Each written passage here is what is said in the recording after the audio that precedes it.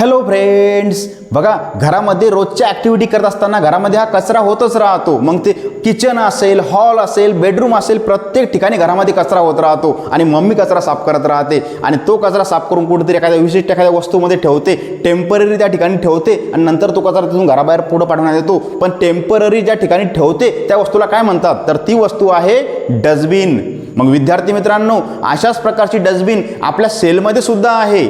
जी आपली सेल आहे त्या सेलच्या आत जो काही कचरा होतो, विशिष्ट प्रकारची एनर्जी तयार होत असताना त्या ठिकाणी सुद्धा कचरा तयार होतो. तो कचरा टेम्पररी कुठेतरी ठेवला जातो, त्यालाच काय म्हणतात, त्याचं नाव आहे व्हॅक्यूल. व्हॅक्यूलमध्ये कचरा स्टोअर केला जातो. बघा, प्लांटच्या सेलमध्ये सुद्धा व्हॅक्यूल आहे, ॲनिमलच्या सेलमध्ये सुद्धा व्हॅक्यूल आहे. पण फरक एवढाच आहे की बघा, लार्ज सेंट्रल व्हॅक्यूल आहे प्रेझेंट कुठे, प्लांट सेलमध्ये, आणि स्मॉल अँड टेम्पररी व्हॅक्यूल्स कुठे असतात, तर ते ॲनिमलच्या सेलमध्ये असतात.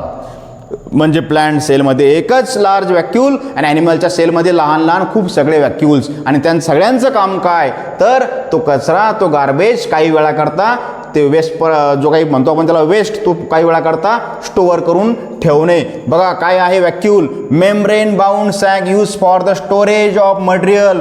स्टोरेज करून ठेवायचं. घरामध्ये एखादी विशिष्ट खोली असते, त्या खोलीमध्ये आपण शिल्लकचा पसारा स्टोरेज करून ठेवतो. मग अशा प्रकारे आपल्या घरात, आपल्या सेलमध्ये शिल्लकच्या काही गोष्टी असतील, मग ते गार्बेज असेल, वेस्ट असेल, न्यूट्रिएंट्स असतील, वॉटर असेल, फूड असेल, जे काही असेल ते सगळं त्या खोलीत नेऊन टाकायचं. आणि त्या खोलीचं नाव काय, तर ती खोली आहे व्हॅक्यूल.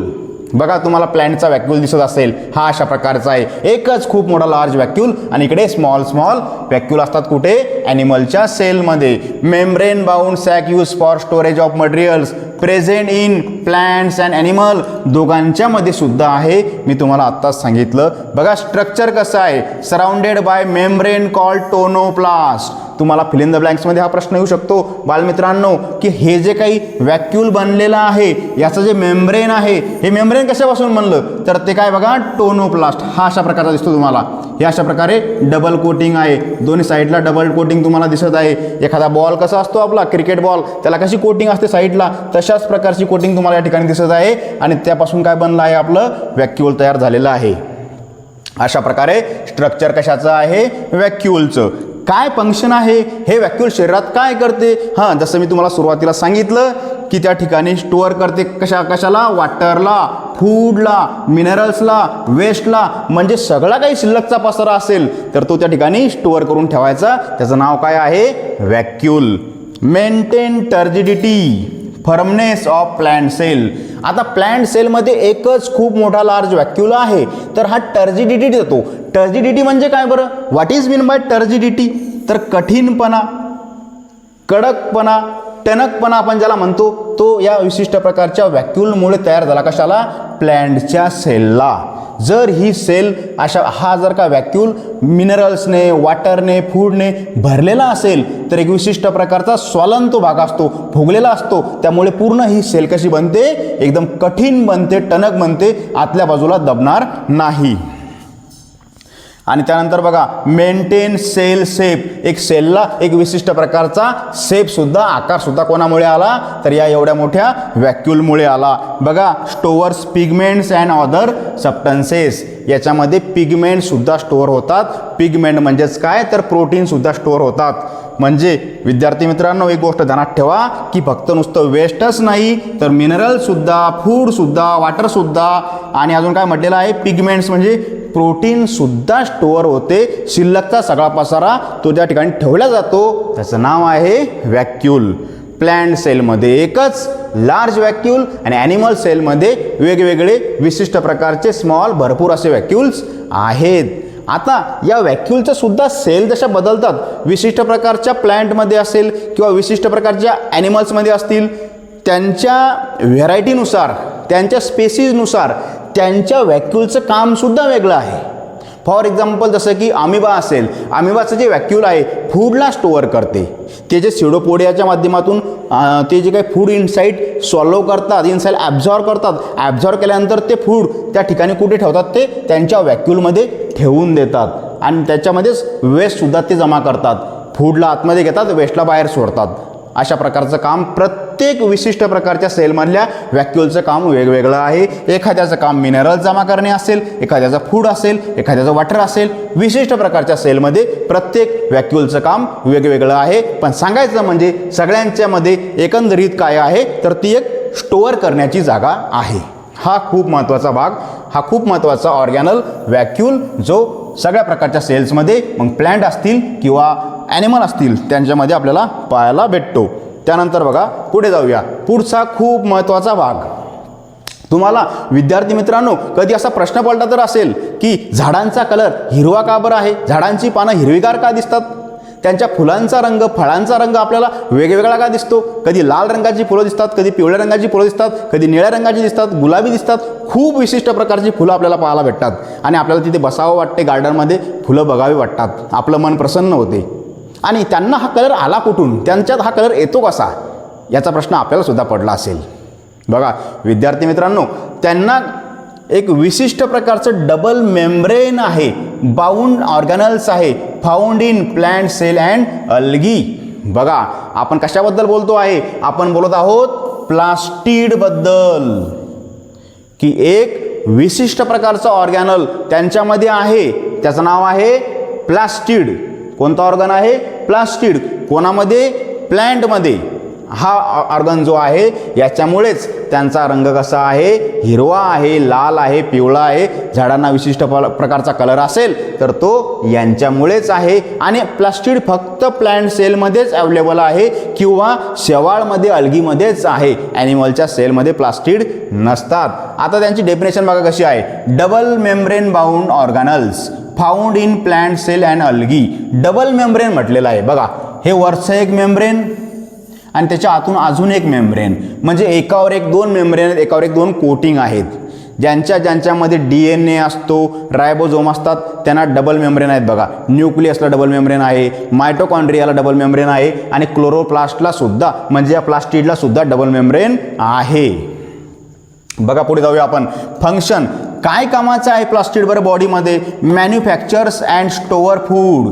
फूडला मॅन्युफॅक्चर करते. मला सांगा, आपण बऱ्याच काळापासून म्हणजे 5वी तुम्ही 3री-2रीपासून शिकत आलेले आहात की प्लॅन्टच्या बॉडीमध्ये फूड तयार होते. Plants make their own food by the photosynthesis process. हे वाक्य तर आपण बऱ्याच वेळा ऐकून आता थकून गेलो, कंटाळले सुद्धा असाल तुम्ही, तुमचं तोंडी पाठ झालेलं आहे. Plants make their own food, that's why they are called autotrophic.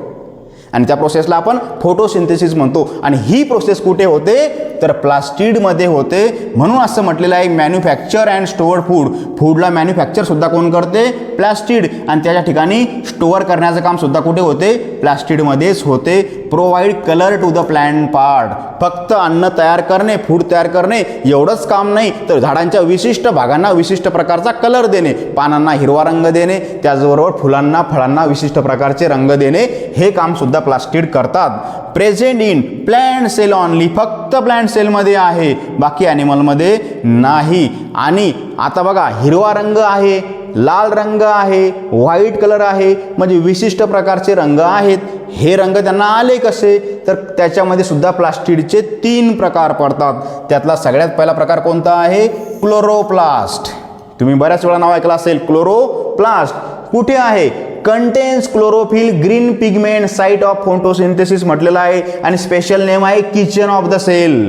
जसं आपल्या घरामध्ये जर का 4-5 रूम असेल तर किचनमध्ये स्वयंपाक करण्यात येतो. पूर्ण घरातील माणसांचं जे काही खाद्य आहे, फूड आहे, कुठं शिजवले जाते, कुठं तयार केले जाते तर किचनमध्ये. मग प्लांटमध्ये जर का कुठं अन्न तयार होत असेल तर ते कुठे होते, जो ग्रीन कलरचा पार्ट आहे ज्याला आपण लीव्ज म्हणतो, त्या लीव्जमध्ये हा जो क्लोरोप्लास्ट आहे, हा क्लोरोप्लास्ट म्हणजे ग्रीन कलरची एक पिगमेंट आहे, त्याचं नाव आहे क्लोरोफिल. क्लोरोफिल त्या क्लोरोप्लास्टच्या आतमध्ये भरलेला आहे. बघा हा क्लोरोप्लास्ट कुठे आहे, हिरव्या पानामध्ये, ग्रीन कलरच्या पानामध्ये आहे. आणि त्याच्या आत जे आपल्याला दिसते आहे ते काय आहे तर ते क्लोरोफिल आहे, एक ग्रीन कलरची पिगमेंट म्हणजेच प्रोटीन.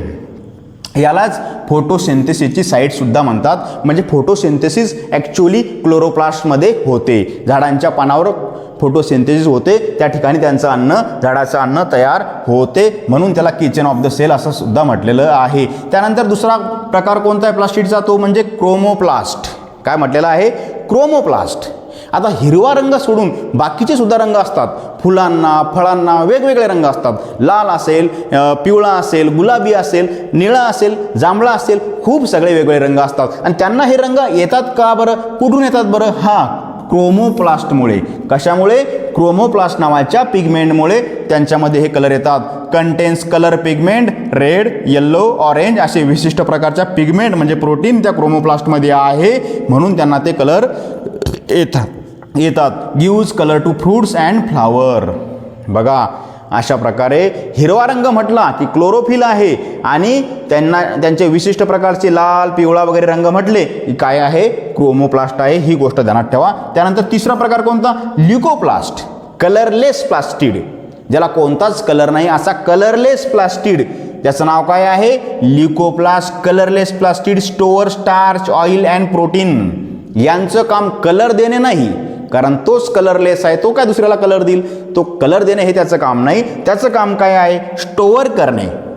हा प्लास्टिड काय करतो? स्टोअर करतो, जमा करतो. काय जमा करतो? बघा, स्टार्च म्हणजे प्लांटने जे काही फूड तयार केलेलं आहे, कार्बोहायड्रेट तयार केलेलं आहे, जे काही ग्लुकोज बनवलेलं आहे ते स्टार्चच्या मध्ये रूपांतर केले जाते आणि स्टार्च म्हणून ते कुठे सेव्ह केले जाते, कुठे स्टोअर केले जाते? ल्युकोप्लास्टमध्ये. त्यानंतर ऑइल जे काही तयार झालेलं आहे ते सुद्धा कुठं सेव्ह केलं जाते? ल्युकोप्लास्टमध्ये. आणि प्रोटीन सुद्धा ल्युकोप्लास्टमध्ये स्टोअर केले जाते. सांगायचं म्हणजे ल्युकोप्लास्टचं काम काय? स्टोअर करणे. क्रोमोप्लास्टचं काम काय? झाडांच्या फळांना आणि फुलांना वेगवेगळ्या प्रकारचे रंग पुरवणे. आणि क्लोरोप्लास्टचं काम काय आहे? ग्रीन कलर विशिष्ट प्रकारच्या पानांना, झाडांना पुरवणे आणि फोटोसिंथेसिस सुद्धा इथेच होते. मग अशा प्रकारे बालमित्रांनो 3 प्रकार आहेत प्लास्टिडचे: क्लोरोप्लास्ट, क्रोमोप्लास्ट अँड ल्युकोप्लास्ट. हे ध्यानात ठेवा. आणि प्लास्टिड कोणामध्ये आहे? फक्त प्लांट सेलमध्ये आहे, ॲनिमलमध्ये नाही. अशा प्रकारे प्लास्टिड हा खूप महत्त्वाचा पार्ट आहे.